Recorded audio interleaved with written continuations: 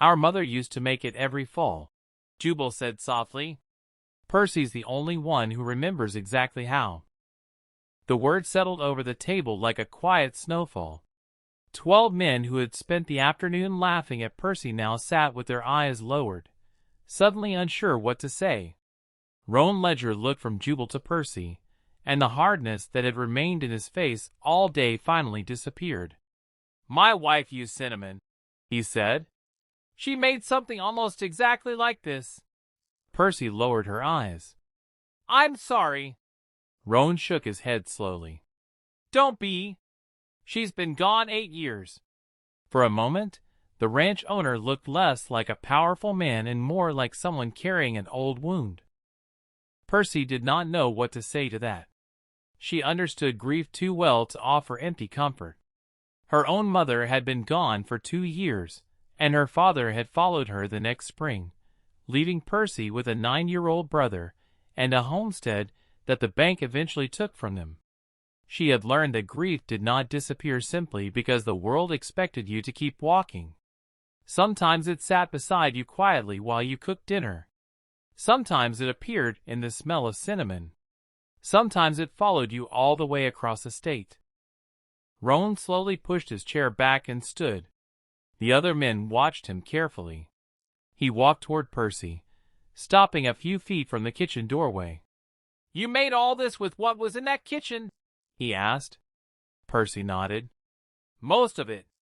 Roan glanced toward the empty plates, and then toward the nearly spotless serving dishes. "There wasn't much." Percy gave a tired little smile. "There rarely is when people need you to make something out of nothing." That answer seemed to strike him harder than she expected. Roan studied her for several seconds before reaching into his coat. He pulled out a silver dollar and placed it on the table. "That's yours." Percy frowned. "Why?" Roan looked toward Cyrus. "Because I bet against you." Cyrus shifted in his chair. "Boss, Roan raised one hand. "You lost." Cyrus grumbled but reached into his pocket and placed 50 cents beside the silver dollar. Percy stared at the coins. She had spent months counting every penny she owned, and yet she found herself more moved by the fact that these men had finally acknowledged her than by the money itself. "I didn't come here to win a bet," she said. Roan nodded. "I know." Cyrus looked embarrassed for perhaps the first time in his life. He cleared his throat and glanced toward Jubal. "And I suppose I owe the boy something too." Roan's eyes narrowed slightly. "You do?" Cyrus stood, walked around the table, and stopped beside Jubal. "I'm sorry I sent you after the green cottonwood." Jubal looked up at him. "It's all right." Cyrus blinked. "Just like that?" Jubal shrugged. "Percy told me sometimes people act foolish because they don't know better." Several men chuckled. Cyrus shook his head, but a reluctant smile appeared on his face. "Your sister's been teaching you dangerous things, boy." The laughter that followed was different from the laughter Percy had heard earlier. It wasn't cruel. It wasn't aimed at her. For the first time, it sounded like the beginning of something she had almost forgotten existed, belonging. Roan turned back toward her. "You said you were looking for work." Percy nodded carefully. "I am." He glanced toward the kitchen, then toward the darkening sky. "You've got it." Percy froze. "For how long?" Roan's eyebrows lifted. "As long as you want it." Her throat tightened. "And Jubal?" Roan answered without hesitation. "He stays too." Percy stared at him. She had prepared herself to fail. She had prepared herself to walk 6 miles back to Briar Wells with Jubal and their single carpet bag. She had prepared herself for another door closing. She had not prepared herself for someone opening one. Roan continued, "There's a small house behind the kitchen. It's been empty for nearly a year. Roof needs patching, but it's sound enough." Percy swallowed hard. "You'd let us live there?" "You'll work for your wages," he said. "I'm not giving you charity." Percy finally smiled. Good. I don't want charity. Something about that answer pleased him. Later that evening, Percy carried Jubal into the little house behind the kitchen. It had 2 narrow beds, a wooden table, a small stove, and a window overlooking the creek. Compared with the rented room above the Briar Wells Mercantile, it felt like a mansion. Jubal placed their carpet bag beside one bed and immediately began exploring every corner. "We have a window," he whispered as if it were a treasure. Percy laughed softly. "We do." He touched the wooden bed frame. "And 2 beds." Percy sat beside him. For months, she had slept worrying about what they would eat tomorrow. That night, for the first time, tomorrow did not feel like an enemy. After Jubal fell asleep, Percy stood at the window and watched the ranch settle beneath the stars. The men were finishing their evening chores. Horses moved quietly behind the corral. Somewhere near the barn, someone played a slow tune on a harmonica. Percy closed her eyes and breathed deeply. She thought about her mother, her father, their old farm, and everything they had lost. Then she looked around the small room and realized something strange. She wasn't thinking about leaving anymore. She was thinking about what curtains might look good on the window, and whether she could plant vegetables beside the house. Outside, Roan stood near the corral fence, staring toward the little house. Cyrus joined him after a few minutes. "You're serious about keeping her?" Cyrus asked. Roan nodded. "She's better than the last 4. Cyrus gave a short laugh. "That's one way to put it." Roan remained silent. Cyrus studied his employer. "There's something different about her." Roan looked toward the glowing window. "I know." "You planning to tell her?" Roan shook his head. "There's nothing to tell." Cyrus smiled knowingly. "Not yet." Roan gave him a warning look, and Cyrus wisely walked away.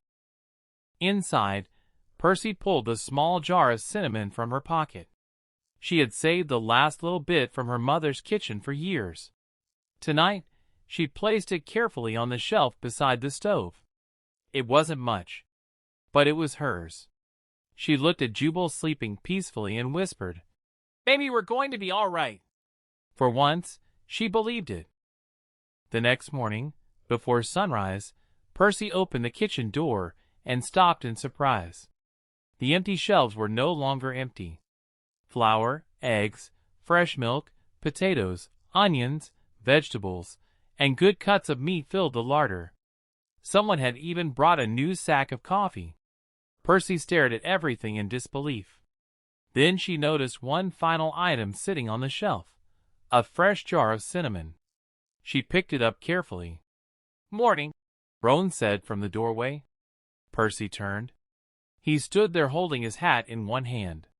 "Supply wagon arrived before dawn," he said.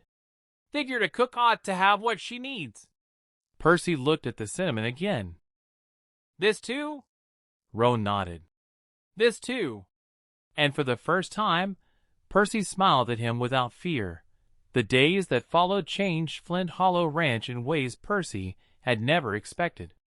The men who had once watched her like they were waiting for her to fail slowly began to respect her. Every morning before sunrise, Percy was already in the kitchen, lighting the stove and preparing breakfast. She learned who liked strong coffee, who wanted extra salt, and who always saved the last biscuit for later. She never asked about their pasts, and they rarely asked about hers. Somehow, that made the ranch feel easier. Jubal also found his place, helping Ezra with small chores and learning to ride. Silas changed the most. At first, he avoided Percy and Jubal whenever possible, still embarrassed by the way he had treated them on their first day. But one afternoon, Percy found him repairing a broken fence near the kitchen. Jubal was carrying water nearby when Silas called him over. "You know how to tie a proper knot?" he asked. Jubal shook his head. Silas showed him how to make one, then let the boy try. Percy watched from the doorway. She said nothing, but Silas noticed her and gave an embarrassed nod. Percy smiled back. Some apologies were spoken. Others were built slowly through actions. Roan Ledger had also changed, though he would never admit it. He began coming to the kitchen during supper instead of eating separately in the ranch house. Sometimes he spoke with Percy for several minutes. Other times, he simply sat quietly while she worked. Percy discovered that he drank his coffee black and preferred simple food. Roan discovered that Percy hummed quietly whenever she was thinking. Neither mentioned these little things, but both remembered them. One evening, Roan asked about the cinnamon. Percy told him it had belonged to her mother. He listened without interrupting. "She must have been a good woman," he said. Percy smiled. "She was." Then the weather turned. Dark clouds gathered over the ridge one afternoon, and the wind began pushing hard against the ranch buildings. Ezra warned the men that a storm was coming. Roan ordered everyone to secure the livestock and reinforce the barn doors. Percy rushed to close the kitchen shutters while Jubal carried supplies inside. The first crack of thunder shook the windows. Within minutes, rain began falling so heavily that the yard disappeared behind a gray curtain. Percy watched Roan ride toward the far pasture to bring several horses back. She knew the trip was dangerous, but Roan never hesitated when his ranch was threatened.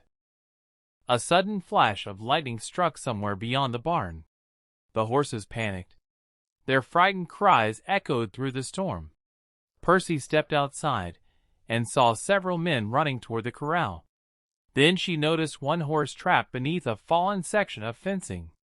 Roan was already there, trying to lift the heavy timber. Percy grabbed a lantern and ran through the rain. "Stay back!" Roan shouted. "I can handle it." Percy ignored him.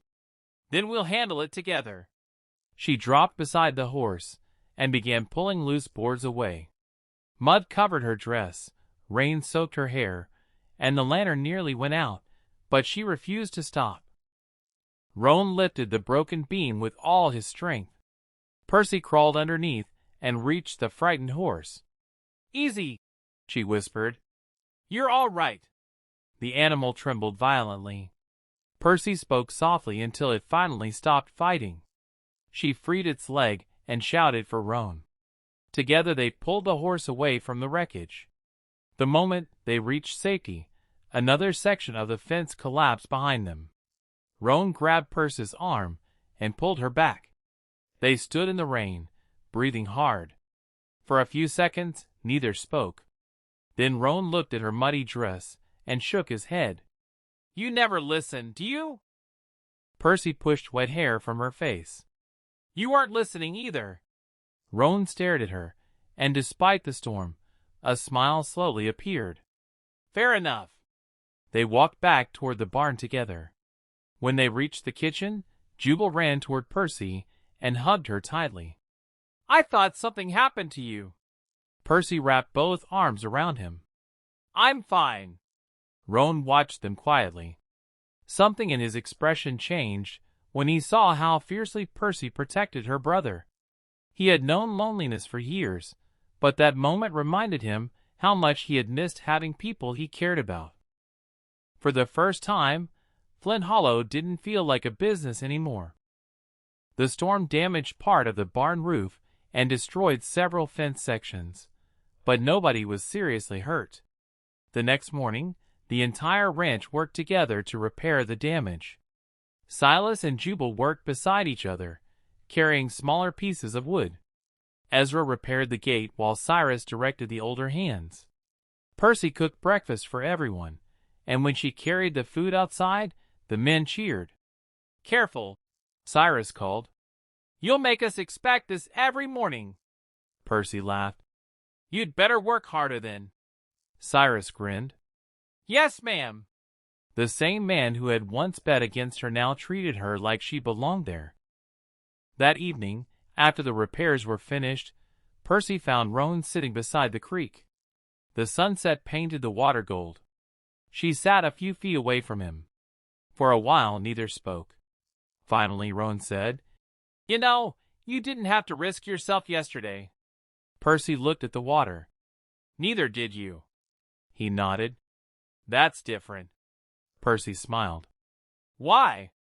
Roan thought about it. Because this is my ranch. Percy turned toward him. And I work here. Roan looked at her. That's not what I meant. Percy waited.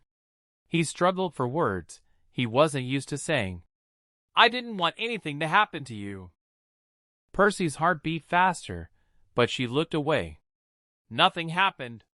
Roan smiled faintly. I know. He picked up a small stone and tossed it into the creek. That's what I'm thankful for. They sat quietly until the sun disappeared. When Percy returned to the little house, Jubal was waiting at the window. Where were you? He asked. Percy removed her coat. By the creek. Jubal studied her face and smiled mischievously. With Mr. Ledger? Percy raised an eyebrow. Go to sleep. Jubal laughed and climbed into bed. Percy shook her head, but she was smiling. Weeks later, the ranch had become almost unrecognizable. The kitchen garden was alive again because Percy had cleared the weeds and planted vegetables. The men repaired the greenhouse and built a small fence around it. Jubal had become friends with nearly everyone. Even Cyrus occasionally brought him small treats from town. And Roan no longer looked like a man waiting for life to disappoint him. One evening, he brought Percy a small wooden box. Inside was a beautiful silver spoon. It belonged to my wife, he said. Percy immediately tried to return it. I can't take this. Roan gently closed her fingers around it. I want you to have it. Percy looked at him with tears in her eyes. Why? Roan answered quietly. Because she believed a home wasn't built from walls. It was built from the people who filled it. Percy held the spoon tightly and finally understood what Roan was trying to tell her. Flint Hollow was no longer simply a place where she had found work. It had become the place where she and Jubal had found a home.